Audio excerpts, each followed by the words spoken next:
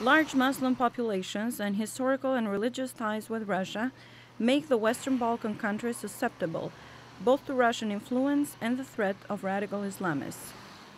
Former U.S. Ambassador Frank Wisner, who also served as a special envoy for Kosovo's final status talks with Serbia, says even though the Balkan region is not a primary sphere of contest, it is affected.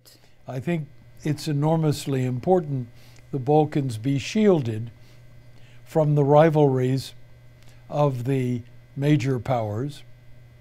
And second, that the issues in the Middle East not infect the Balkans.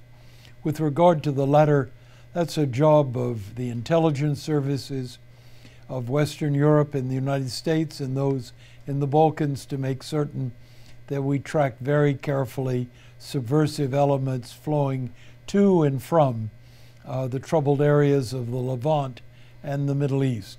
Countries like Albania, Bosnia, and Kosovo have passed laws to stop their citizens from becoming foreign fighters and have made arrests among radical factions. But Ian Brzezinski, a former U.S. defense official now with the Atlantic Council, says stopping subversion is going to be a continuous long-term effort. It's going to only probably become more and more pressing, more and more demanding as time goes on.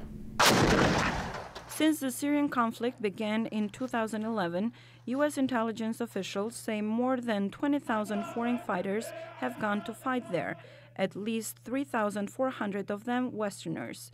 At least 1,000 have come from the Balkans, according to official figures from the region. The Balkans also figure into the current tension between the West and Russia, as U.S. Secretary of State John Kerry recently pointed out to a Senate subcommittee. Whether it's Serbia, Kosovo, Montenegro, Macedonia, other places, they're all in the firing line.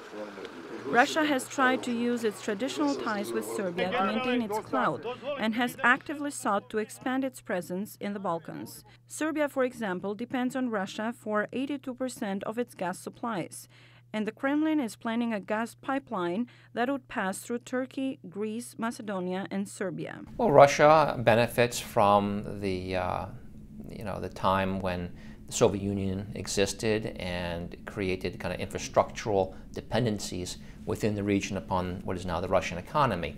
To counter this influence, Wisner says Europe should continue moving toward including Serbia and Kosovo in the EU, and that the Greeks and Macedonians need to resolve their long-standing differences.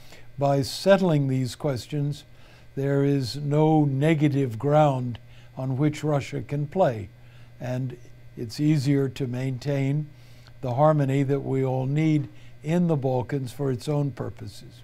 In the Balkans, analysts say the Kremlin is exploiting weak institutions, pervasive corruption, and lack of economic opportunities. They say the answer is greater assistance from the West and accelerated EU integration. Keira Kostreci, VOA News, Washington.